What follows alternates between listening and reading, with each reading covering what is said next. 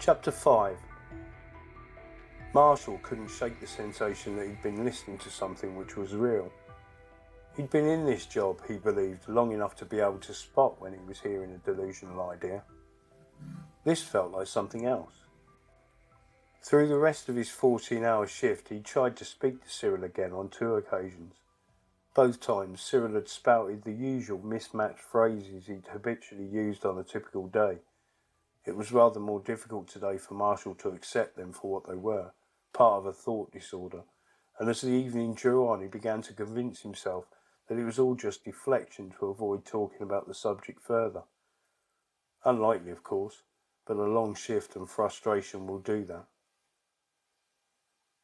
He sloped back to the nurse's home, turning it over in his head and wondering what it was that Cyril had actually seen and where.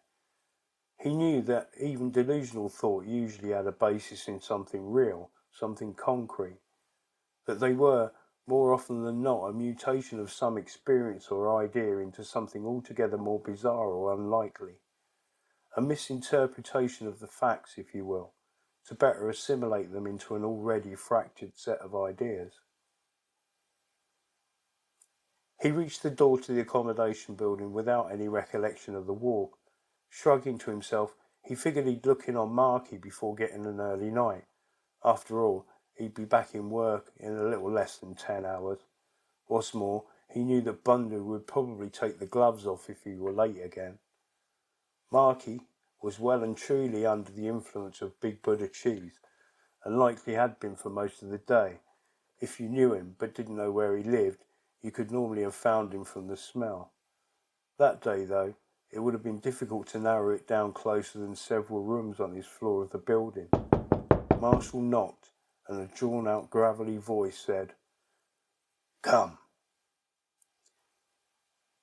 He walked in, and with the door and the window shut, the room had built up a layer of haze near the ceiling, which seemed at once solid and fluid. Marshall resisted the urge to duck under it and shut the door behind him for all the good it was doing. "Marsh," said Marky, but it sounded uncannily like mush. "Bloody hell, Marky, you trying to get us all nicked by the old Bill? The whole building could get stoned without moving from their rooms." "Ooh, hyperbolics, right down there with sarcasm, nurse." He took a draw from his current joint and offered it to Marshall whilst inhaling deeply through his teeth. "That's hyperbole, Marky, and it's not really an exaggeration. The whole floor stinks of weed, literally." "I think my version's more accurate," Marky wheezed as he tried to speak without breathing out. "I need to talk to you about something, mate, but it can wait for another time." Marky exhaled a billowing cloud which swirled and added itself to the cache near the ceiling. He leapt off the bed, which he hadn't looked capable of, and crossed to the window. After cracking it an inch or so, he flicked off the portable cassette radio on the chest of drawers below it, which had been playing Dire Straits' Sultans of Swing. He turned to his mini-fridge and yanked the door. "Drink?" he said, without looking at Marshall. "What have you got?" "Coke, beer, water." "Water? What the shit are you buying water for when it's free?" "Tap water here tastes like it's out of the swimming pool." "Fair enough. Got any coffee?" Marshall looked expectant. "I have, but you can make it for your fucking self," replied Marky as he flopped back down on the bed with a can of Coke. He pulled the tab and realised that jumping about with a can of pop was a mistake, as it sprayed both his face and his sleeve. He looked sour. "Should have just made me the cuppa, muppet," said Marshall with a grin which threatened to become out and out laughing. Marky rubbed his face with the back of his hand and brushed off his sleeve like the sticky liquid was dust, but he made no attempt to find a way to wipe it off properly. Marshall mentally pulled a face and thought about how he was going to feel when the stone wore off later. "So what does he want to talk about, my judgmental friend?" Marshall dropped a spoonful of instant coffee into his cup and turned to face Marky, half sitting on the counter behind him. "One of our patients told me something this morning, and I can't get it out of my head." "Here we go." Marky's eyes rolled up to inspect the sky through the ceiling. I've told you before, schizophrenia isn't an airborne disease, Marsh. You'll be fine in a couple of days. Marshall shrugged, waving the spoon in his hand absently. Doubtful, in all fairness, but I'm convinced he was telling me about something he'd actually witnessed. Marshall tested the weight of the kettle to see if it contained water, then flicked the switch. He proceeded to tell his friend about Cyril Walker's story, but still with little expectation that his feelings about it would be believed. He gestured with the spoon, conducting the orchestra of his thoughts, and mentioned that he tried to get the patient to elaborate with little success. So, tell me what it is makes you so convinced that this vague observation, as related to you by a mental patient who, I might add, believes that the staff are trying to do him in while he sleeps most nights, is any more real than the other shite in his head? Marshall grinned.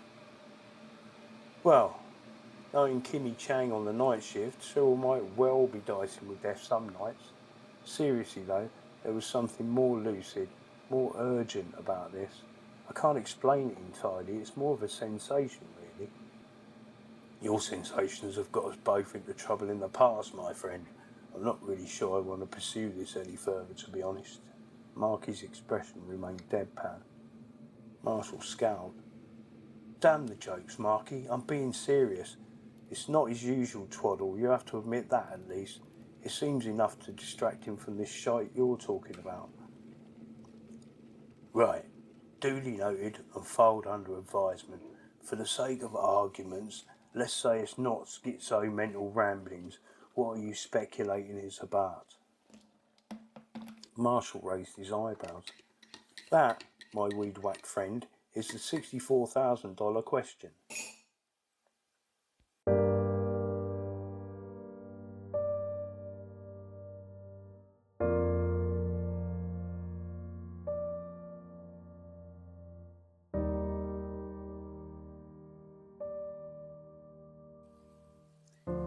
Jimmy had his own little kingdom, a domain all his own, and which he was confident he would keep since he knew every single object, item and article in it intimately.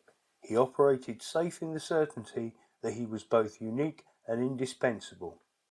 Jimmy was the hospital receptionist. He was the only hospital receptionist. Between 9 and 5 on weekdays, the desk was attended by Jimmy. Outside of these hours, it was closed. So Jimmy was the only person who ever went into that office. He was the only one, and nobody else wanted the job. Jimmy coordinated the effective machine that was the hospital, altruistically adding to the prestige enjoyed by the hospital manager. Jimmy did the job for the most part he was being paid to do. One day, Jimmy's light would be out from under a bushel and he would be lauded for the true hero he was. Eventually he'd retire or be sacked and someone professional with a moral compass would take his place. A momentous day indeed. Ditto. It was after breakfast on the wards, and the corridors were thronged with patients and staff going about their affairs. Some went this way and that, on their way to or from something. Some had favourite places to stop and sit and smoke or stare. Doorways or radiators or benches or a step. Dorothy was one such person, a career patient and secure ward inhabitant. She would likely never leave there, since it was always just a matter of time before she was transferred back, whenever attempts were made to place her somewhere less obviously designed for detention and behaviour modification. She was sitting opposite the reception window on the lino floor, back against the wall, knees pulled up towards her chest or a foot above her bust, a posture which, in the skirt she had on, made it obvious she'd neglected to put on any underwear. She held a hand-rolled cigarette between the thumb and forefinger of her left hand and moved it to and from her pursed lips rather quickly and more frequently than was strictly necessary, resulting in a misty exclusion zone around her of about a 6-foot radius. She muttered to herself in a grating croak with unnaturally elongated vowel sounds. Marshall was to be interviewing candidates for a nursing assistant job on the male secure ward. and headed there to wait for the first candidate's arrival.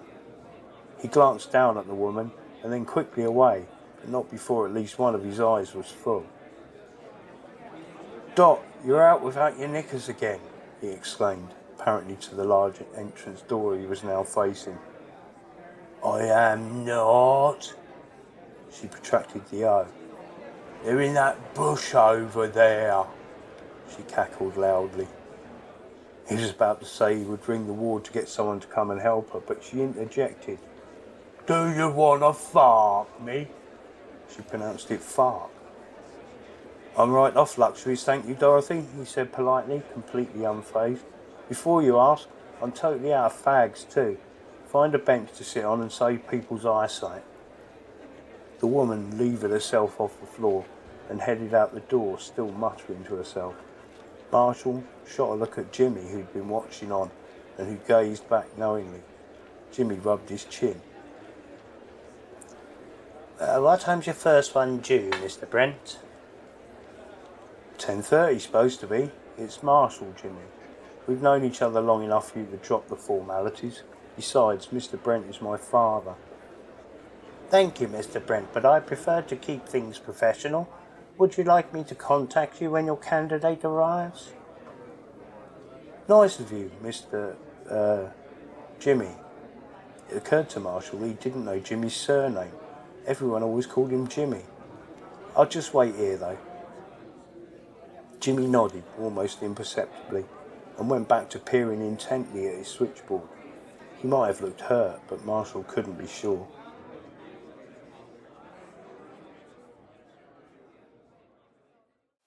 There were 6 candidates for the job. Uncharacteristically, in Marshall's experience, they all turned up. More typically, only one of the applicants either understood what they'd applied for or appeared to actually want the job. The curse of a recent trend for unemployment services to expend energy insisting some of their clients attend a quota of interviews, even if there was less than zero chance of success. Great for their performance figures, decidedly not great for interviewers.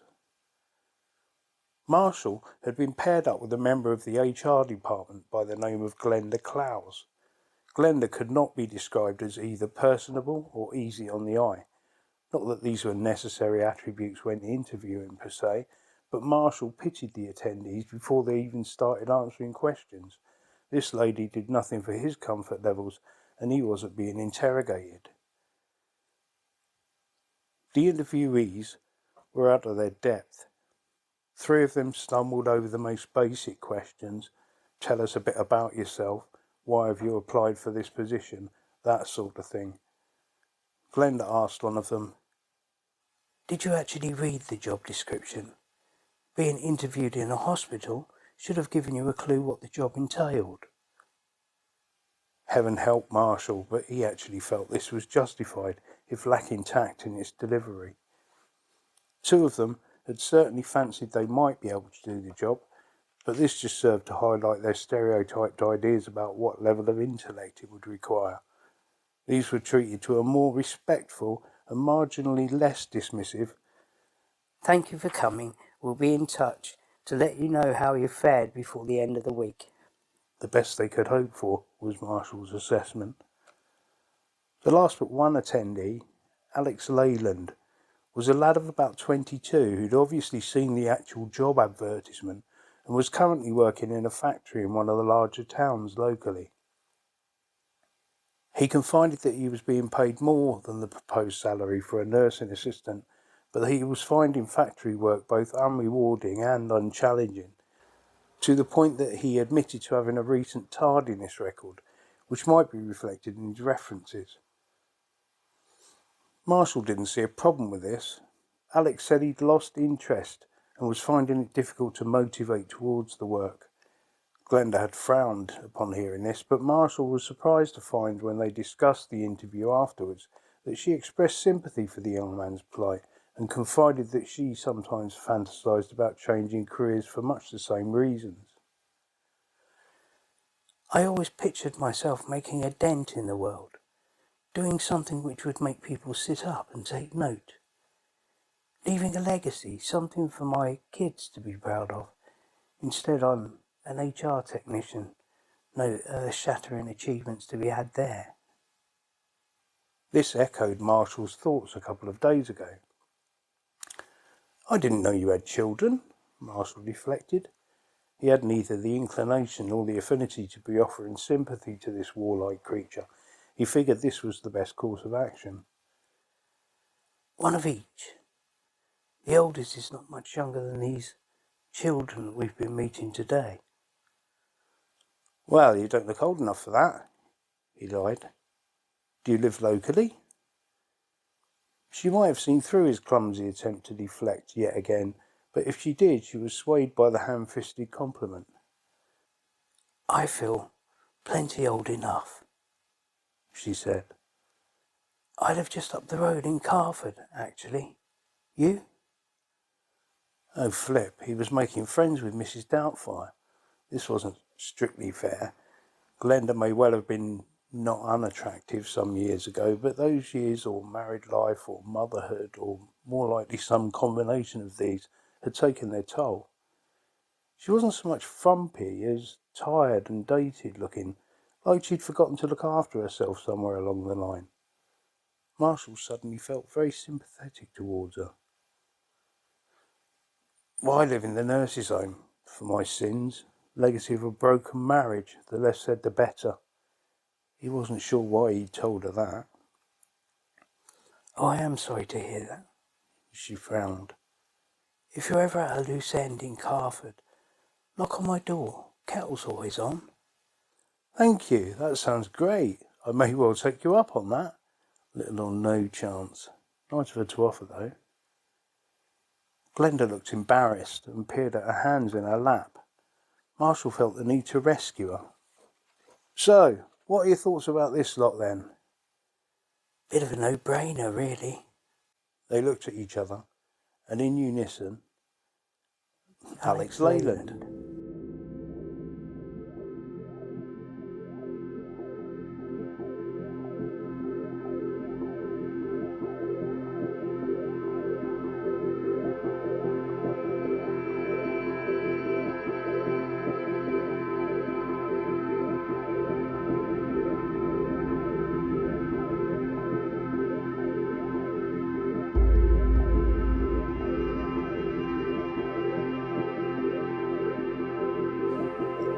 Marshall dutifully reported to Bundu about the outcomes of the round of interviews. There were more scheduled for 2 days' time, but he doubted they'd prove much more fruitful. Tell me you managed to get someone, said Bundu. As it happens, we did. I think so, anyway. Think so? Bundu pulled a face. Sounds a bit vague, as always, Brent. Okay, Bund, if you want to be a twat about it, then yes, we got someone. There are more to see at the next round, but the kid we've chosen is the best who came so far. Judging from the turnout today, we'd be lucky to get anyone better. Remind you of you, does he? Hope not for all our sakes. He chuckled to himself, a fan club of one, and looked down at the paperwork on his desk, a signal, as always, that the conversation was over. Marshall knew it was unproductive, but felt he had to say something. No, he reminded me of you. Young, altruistic, caring, great personality. Oh, wait a minute. Bundu looked up, and then his eyes darkened. Isn't there somewhere you should be, Brent? Bundu looked like he was expanding. Probably Marshall's cue to leave anyway. I suggest there is. Marshall wheeled and headed for the door. I'll keep you posted, he said hurriedly over his shoulder. Most people didn't wind Bundu up, but Marshall had an epiphany about a year ago when it occurred to him that the man was always angry, and that being mildly annoyed on the scale of his emotions was sort of the same as everyone else's happy, or at least content. So he pulled no punches since then, and Bundu seemed to lose his temper with him less often than before. Perhaps he felt more included. Marshall wandered around the ward and greeted his teammates one by one as he encountered them. It was early afternoon by now, and those patients who had therapies were off the ward in other parts of the hospital. Some would be working in industrial therapy, where they would perhaps be assembling electrical appliances or packing goods for a local supplier. In return, they would be paid what was called therapeutic earnings. A pittance, in truth, but a way to supplement a smoking habit, perhaps, or something equally as comforting. Those who were left were either too unwell to be allowed off the ward, or just refused to do so, and would rather while away their days watching kitsch TV or staring out of the windows. Not exactly the type of occupational or therapeutic activity one sees these days, but the choice to opt out is a choice, nonetheless.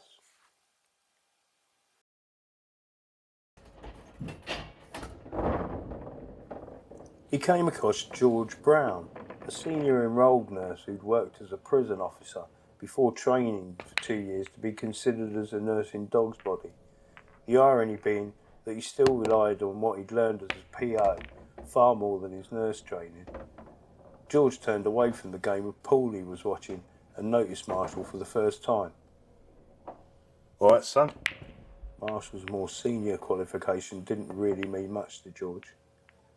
Good, mate, replied Marshall. You spoke to Cyril today?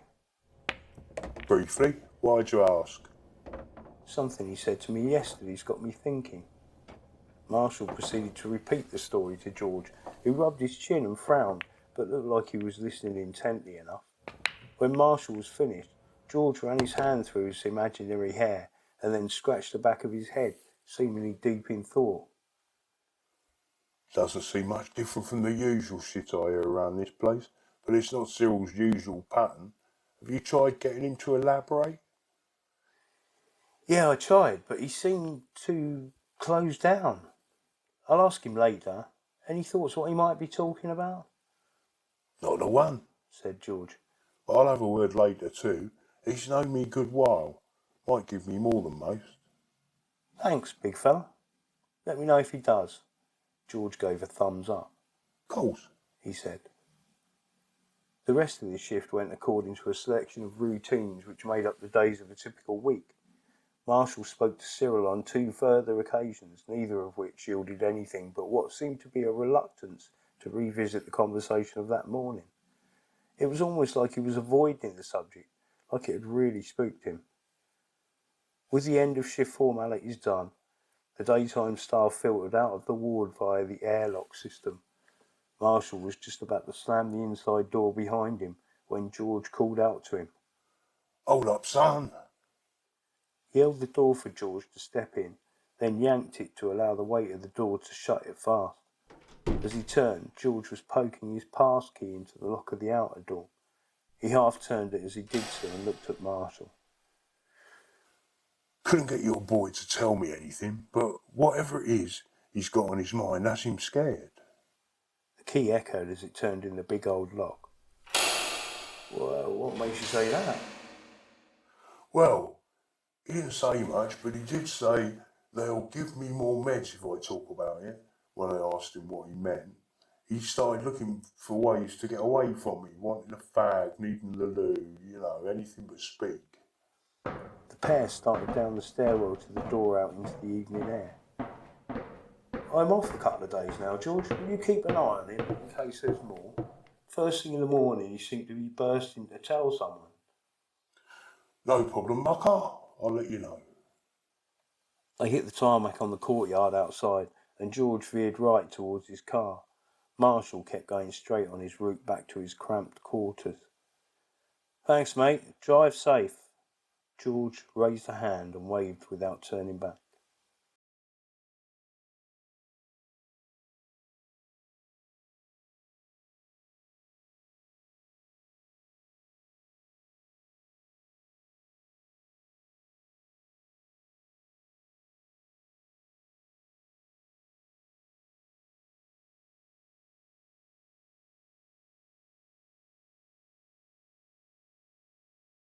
He'd get up occasionally to make more coffee.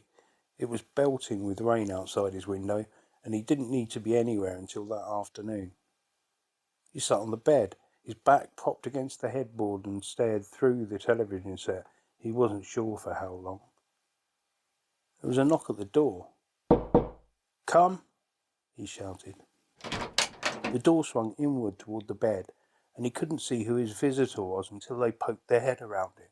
A Kerry lilt said, "Are you shunning society so?" Moira's delicate features were peering at him around the woodwork. Misleading at best, since Marshall would describe her as anything but delicate.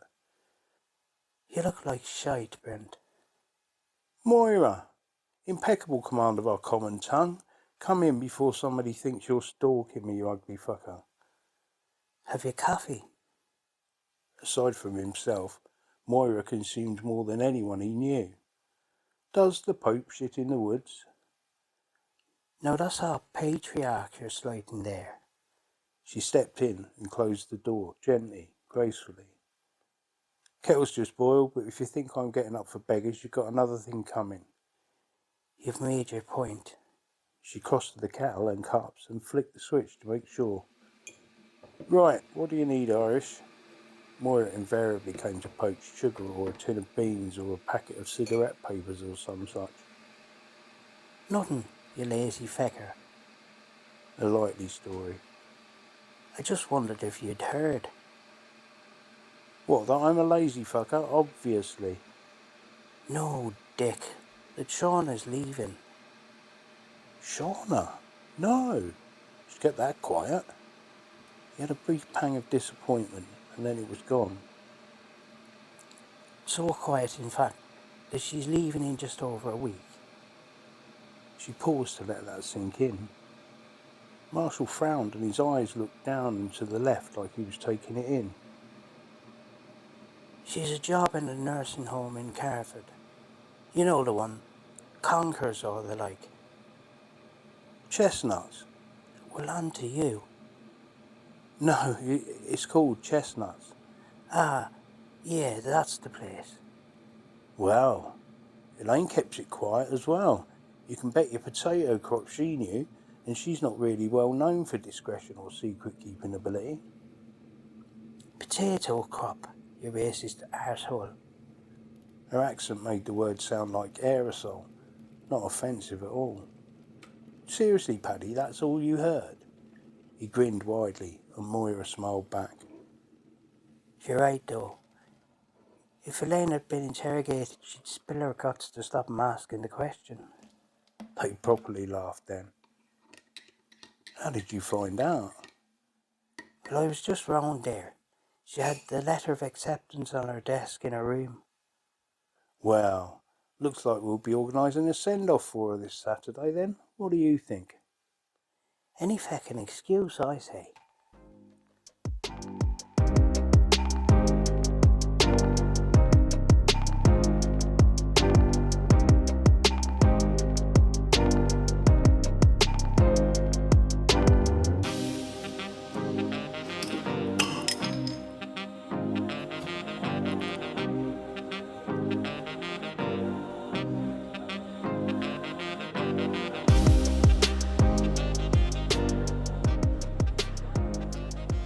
Chapter 8. Thursday of that week, the live band who were scheduled to play the club cried off. Rumours as to the reasons for this varied from car trouble to an outbreak of smallpox. The real reason was that the lead singer's girlfriend had announced to him that she was pregnant, and he'd given her a fat lip and then gone out to find the other bloke she'd been seeing. The whole affair had culminated in him being picked up by the police for assault and battery. He was currently in a police cell waiting to be remanded to prison. At short notice, Marky had dusted off his disco gear and enlisted a mate with a Hillman Avenger estate to ship the boxes and machines to the venue, where he cobbled the setup together with about 100 leads and 2 rolls of electrician's tape. The playlist was well underway at a level of distortion just shy of the cacophony of the week before. "Nice of Marky to fill in." Shauna, obviously making small talk. "What?" Marshall was shaken from his reverie, still feeling unsettled. "Aye, yeah, he's a good bloke, really. Wouldn't see the punters miss out on their Thursday." "Oh, I doubt they'd miss out. They'd be able to hear each other speak." Possibly the only real difference. Marshall bunched up his lips and cocked his head to one side briefly to acknowledge the irony. When were you thinking of telling me? Marshall deliberately didn't look in Shauna's direction. What? What? Mocked Marshall in a squeaky voice. Okay, point taken. How long have you known? Long enough to be hurt that you haven't seen fit to tell me yourself. You mostly avoid deep conversation with me. Marshall wondered if Shauna was drawing courage from her impending leaving day. She wouldn't normally be this direct. Yeah, I suppose that's true enough. Doesn't mean I want to see you go, though. Well, you don't want to talk about us. I get it. I don't want to spend your last night here discussing this, but there's no us. He raised his eyebrows and caught her eye briefly. Can't help hoping there could be at some point. I guess we may never know now. Are you planning to stay in touch? We're friends, Shauna. I'll always be there for you. I do love you. Maybe not the way you'd like, but I do. Not really what I asked, but I'll take it in the manner it was intended. She put her palms together in front of her face and studied them a minute before putting her index fingers against her lips. Don't look so down. We'll make sure you leave in style, you'll see. He beamed at her. You know I'm not big on fuss, Marshall. If I'm not there, go on without me. She smiled back with a vague look of disappointment she all but covered up. Well, I will, of course, but everyone else will go up and go home, I bet. Oh, hilarious, I'm sure. She dug him in the ribs. Drink? Marshall held his empty glass up to her and she headed for the bar. Elaine, who'd been watching them intently, leaned forward in her seat. She began. Forget it, Elaine, not your fault, not especially my business either. I was going to say, she insisted I didn't tell you, but I'm not sorry for it. Her decision, not mine. If she'd had her way, she would have left without anyone knowing. Any particular reason? I'm sure you know well enough. There was an edge to Elaine's words, an accusatory tone. What's that supposed to mean? I've never led her on, never even let her think there was a chance we'd get together. Not her view, though. You've never actually discouraged her. Oh, come on. I didn't light the fire, but it's my job to put it out, is that it? You're oversimplifying the issue, Marshall. He threw his head back and studied the ceiling. She's my friend. I'm not responsible for how she chooses to interpret that. He sat forward and slapped the table with all 8 fingers. Apologise to everyone for me, will you? With that, he stood up and strode for the exit. Elaine said something to his back, but he couldn't make it out and didn't care enough to go back to find out. Walking through the fire with a heart of steel, a burning desire. I'm the voice of the voiceless, the misunderstood, with fearless conviction. He jammed his hands deep into his pockets and contemplated the ground as he headed back to his room on autopilot. The route was really routine to him now, and he turned the Shauna issue over in his head with the light of Elaine's words shining on it. His conscience let them colour it a new hue, and he found himself berating himself for being secretly glad she was leaving. Hospital life can be both familial and incestuous in equal measure, but now he felt a new guilt for even half believing he should have actively cut her affections off at the knees. He took a shortcut through the hospital building. Not strictly allowed, but nobody would take issue with one man on his own. The rule was intended to stop large groups from passing through late at night.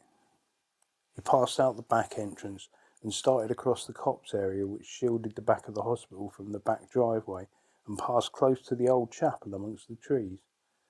The light in here, such as it was, picked up shadows from the moving trees, breaking up outlines and changing the view of the building constantly, like it was a living thing, shifting, changing. And then he heard it.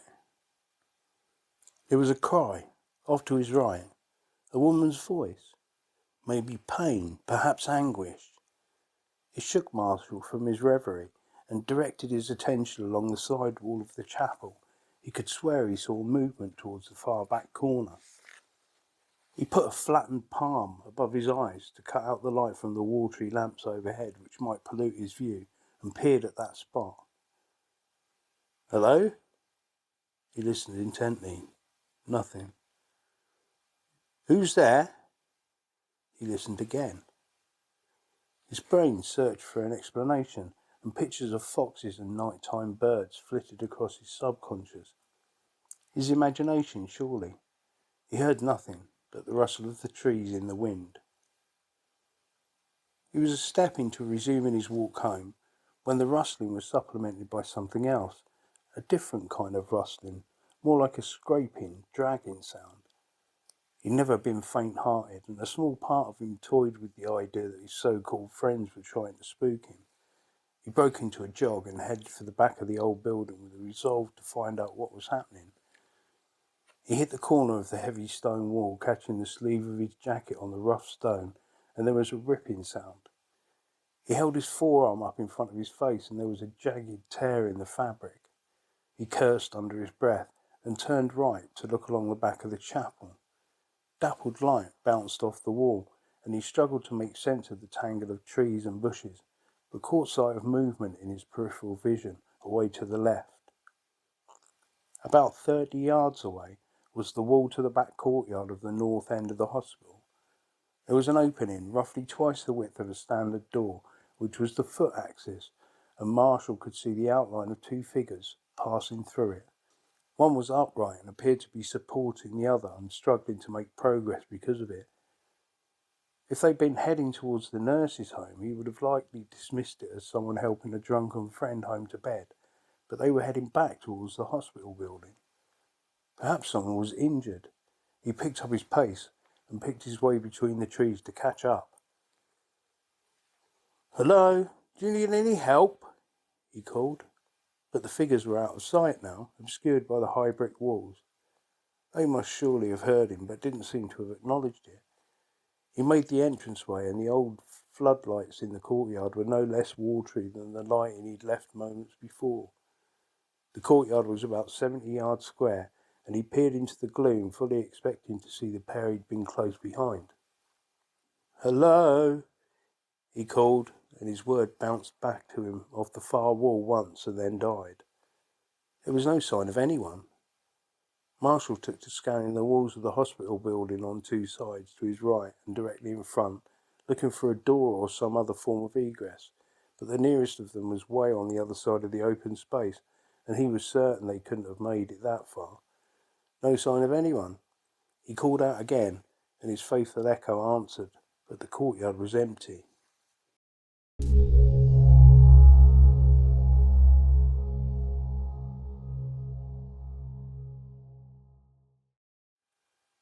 Chapter 9. Marshall woke the next morning with the sense that he'd dreamt the events of the last evening, even down to the time he'd spent staring out of his window towards the chapel, contemplating what he'd seen.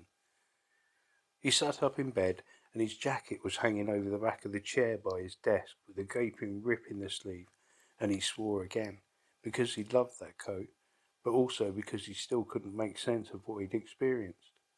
Couldn't make sense of where they might have gone. There must be an explanation. There was a foreboding he couldn't shake, and he knew he wouldn't be able to any time soon. He was due at work, and he washed and dressed hurriedly before heading out the door. No coffee, nothing. Relying on muscle memory to get him to the ward turned out to be a mistake. He frowned and sorted through his thoughts as he walked, but when he looked up, he was at the entranceway to the courtyard he'd left last night. Same tarmac expanse, with the towering edifice of the hospital encroaching on two sides.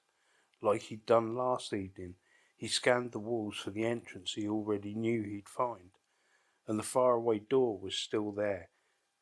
To his left there was a break in the walls, which he now remembered led to a door set back from the wall he could see, but even this would have been a stretch for anyone to reach on foot before he'd been able to catch sight of them. particularly if they were encumbered by another person. Where the building met the courtyard wall, there were a set of green painted railings which jutted out and did a right angle, enclosing a space of about 8 feet square. Looking across the courtyard to the far corner, Marshall could see an identical set, and a memory started to surface as he turned and started towards those nearer. His perspective view changed as he drew onward, and at the open side of the railings he could make out stone steps leading downward. His eyes widened as he remembered that the hospital had cellars. More than that, he knew, from stories told by the longer-serving staff here, that there had once been a whole other floor of wards and corridors below what was in use of the building today. Victorian institutions used to keep their hard-to-manage patients quite literally out of the public eye. Moreover, they would often keep them in underground wards with cage-like bars to ensure there was little chance of escape. There was the added advantage that, under the guise of protecting the public, the horrors inflicted on the poor wretches kept down there were away from prying and accusing eyes, those who wouldn't appreciate the advancements in science being foisted on the criminally insane or the murderously mad. Marshall peered down the stairwell. It was still early, and his eyes took their sweet time to become accustomed to the darkness. There was a dark painted door at right angles to the foot of the steps, big and heavy like all doors in the hospital. But he could see the paint was dry and cracked, and the bottom of the door was jagged with decay from lack of upkeep. There was a stenciled label on the door which he couldn't make out, but he figured it would be in keeping with the other labels he saw on entrances every day. Briefly, he considered leaving and heading for work, but the yen to understand what he'd seen last night got the better of him, and he glanced around behind him one last time. With nobody in sight, he started down the steps. He reasoned that the door would probably be locked, and that he would then have to leave anyway. At the bottom, the steps landed on a flagstone floor some 5 feet square, and there were leaves and moths gathered in the corners and along the edges. There was a smell of damp, and the must of rotting wood mixed in with something he didn't recognise. It was no easier to see now he was down here, so he fished in his trouser pocket for his lighter and flicked the wheel. He held it out in front of him and could make out the door label now, F14. This tied in with the numbering for the wards above ground, which were F1 to F10, and he found himself wondering on the scale of this other part of the hospital. He drew the guttering light down the right-hand edge of the door frame, and there was a hook and hasp which was swung open and had no padlock in place. Further down, there was the obligatory brass handle with the Gibbons lock, and below that on the floor was a heavy padlock with its shank broken. It had been forced. Marshall's conscience told him this was a bad thing, and that the only thing keeping the door shut was the standard lock, a lock for which he had a key in his pocket. Just then the wheel of the lighter became too hot for him to keep it alight, and reluctantly he let the gas lever go. He put his left hand over his mouth, a foot on the bottom step, contemplating leaving once again. He chided himself. He really needed to know the truth, and his curiosity fought with the apprehension and won. He replaced his lighter in his pocket, and taking his work keys from the hook on his belt, he turned once more to the heavy door and pushed one into the hole. The lock was stiff, but still operated, and he felt the latch grate as he disengaged it, and he pushed the heavy door inward. The hinges groaned, surprisingly little, adding weight to the idea that it had been used recently. The smell he didn't yet recognise intensified in his nostrils. If he thought the light outside was poor, it was truly black down here. Marshall took a brace of steps into the unknown beyond before realising he would have to come back with some sort of light source if he were to go any further. The air was thick and oppressive, and he hooked his keys back on his belt and felt in his pocket once more for his lighter.